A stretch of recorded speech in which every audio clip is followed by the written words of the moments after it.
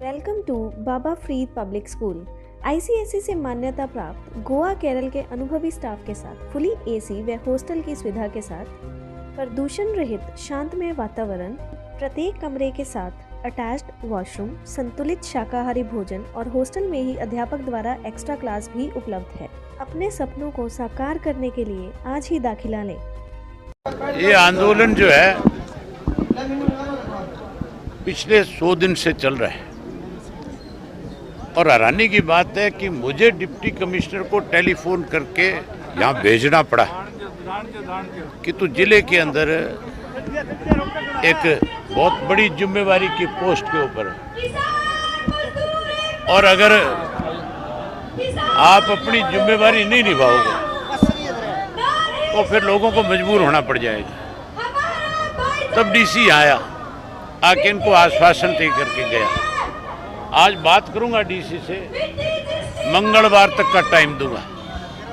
या तो मंगलवार तक इनके खातों में पैसे आने शुरू हो जाएंगे, अगर नहीं आए तो फिर डीसी के दफ्तर के अंदर कब्जा करेंगे। फिर डीसी अपने दफ्तर में नहीं बैठ सकेगा, फिर किसान दफ्तर में बैठेगा और किसान ही बैठ करके फैसले करेगा। ये सरकार यूं मानने वाली नहीं है। इस सरकार ने हर वर्ग के लोगों के नाक में दम कर रखे, हर किसी को परेशान कर रखा है। हम बहुत लंबे समय से देख रहे हैं कि किसी तरह ये लोग समझ जाएं, लेकिन अब हमें मजबूर होना पड़ेगा। विधानसभा सत्र भी आ रहे हैं, आवाज उठाएंगे? और क्या करूंगा तेरे ख्याल में?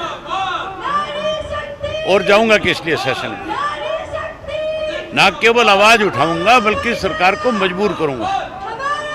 पूछूंगा भी अब तक पैसा क्यों नहीं दिया, इनका क्या कसूर है? इन्होंने तो अपना पैसा भरा था कि नहीं भरा था? अगर कंपनियां पैसा नहीं दे रही है, सरकार ले आके दे, ये सरकार का काम है। चौटाला साहब, किसान परमानेंट इसका हल मांग रहे हैं क्योंकि हर साल ऐसा धरना करना पड़ता है, प्रदर्शन करना पड़ता है। भाई फिर क्लेम के पैसे क्यों लेते हो? अगर मेरे से इंश्योरेंस लेंगे, अगर मेरी फसल खराब होगी तो उसका देना पड़ेगा कि नहीं देना पड़ेगा? तो इसका परमानेंट है सोल्यूशन सरकार को करना चाहिए। डेट फिक्स करनी चाहिए भी, इतने दिन के अंदर खराब होने के बाद उसका पैसा उसके खाते में जाना चाहिए। कृषि मंत्री जेपी दलाल का बयान था कि सिरसा जिले के सभी किसानों को सबसे ज्यादा मुआवजा दिया गया पूरे हरियाणा भर में। ये किस लिए बैठे हैं? अगर मुआवजा मिला होता है और अगर ज़्यादा दिया है तो उसने अपनी जेब से दिया है। हमने पहले उसके पैसे भरे हैं तब हमें मिले हैं। ये किस लिए इस तरह से कह करके लोगों को गुमराह करने की? मैं पूछूंगा उससे कि तेरी जेब से लगे थे पैसे, जो तू इस तरह की बात कहता है? ये हमारा अधिकार है, हमें मिलना चाहिए। मुझे ना तो सिक्योरिटी की जरूरत, ना मैं किसी की धमकी से डरने वाला। ये तो सरकार की बेकायदियों की वजह से मुझे कोर्ट में जाना पड़ा। जब सरकार ने ये कहा कि हम किसी को भी सुरक्षा नहीं दे सकते, तब उनको सबक सिखाने की। ये आंदोलन जो है पिछले 100 दिन से चल रहा है और हैरानी की बात है कि मुझे डिप्टी कमिश्नर को टेलीफोन करके यहाँ भेजना पड़ा कि तू जिले के अंदर एक बहुत बड़ी जिम्मेवारी की पोस्ट के ऊपर है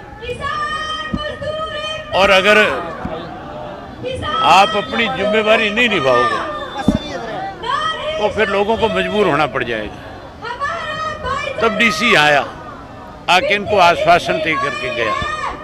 आज बात करूंगा डीसी से, मंगलवार तक का टाइम दूंगा। या तो मंगलवार तक इनके खातों में पैसे आने शुरू हो जाएंगे, अगर नहीं आए तो फिर डीसी के दफ्तर के अंदर कब्जा करेंगे।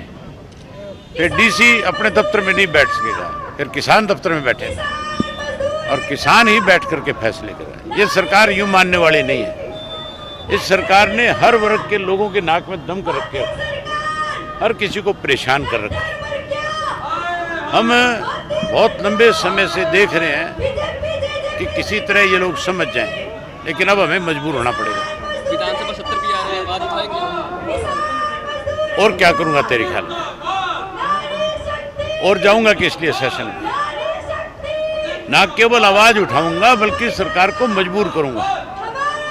पूछूंगा भी अब तक पैसा क्यों नहीं दिया, इनका क्या कसूर है? इन्होंने तो अपना पैसा भरा था कि नहीं भरा था? अगर कंपनियां पैसा नहीं दे रही है, सरकार ला के दे, ये सरकार का काम है। चौटाला साहब, किसान परमानेंट इसका हल मांग रहे हैं क्योंकि हर साल ऐसा धरना करना पड़ता है, प्रदर्शन करना पड़ता है। भाई फिर क्लेम के पैसे क्यों लेते हो? अगर मेरे से इंश्योरेंस लेंगे, अगर मेरी फसल खराब होगी तो उसका देना पड़ेगा कि नहीं देना पड़ेगा? हाँ, तो इसका परमानेंट है सोल्यूशन सरकार को करना चाहिए, डेट फिक्स करनी चाहिए भी इतने दिन के अंदर खराब होने के बाद उसका पैसा उसके खाते में जाना चाहिए। कृषि मंत्री जेपी दलाल का बयान था कि सिरसा जिले के सभी किसानों को सबसे ज़्यादा मुआवजा दिया गया पूरे हरियाणा भर में। ये किस लिए बैठे हैं? अगर मुआवजा मिला होता है और अगर ज़्यादा दिया है तो उसने अपनी जेब से दिया है। हमने पहले उसके पैसे भरे हैं तब हमें मिले हैं। ये किस लिए इस तरह से कह करके लोगों को गुमराह करने की कोशिश? मैं पूछूंगा उससे कि तेरी जेब से लगे थे पैसे जो तू इस तरह की बात कहता है? ये हमारा अधिकार है, हमें मिलना चाहिए। मुझे ना तो सिक्योरिटी की जरूरत, ना मैं किसी की धमकी से डरने वाला। ये तो सरकार की बेकायदियों की वजह से मुझे कोर्ट में जाना पड़ा। जब सरकार ने ये कहा कि हम किसी को भी सुरक्षा नहीं दे सकते, तब उनको सबक सिखाने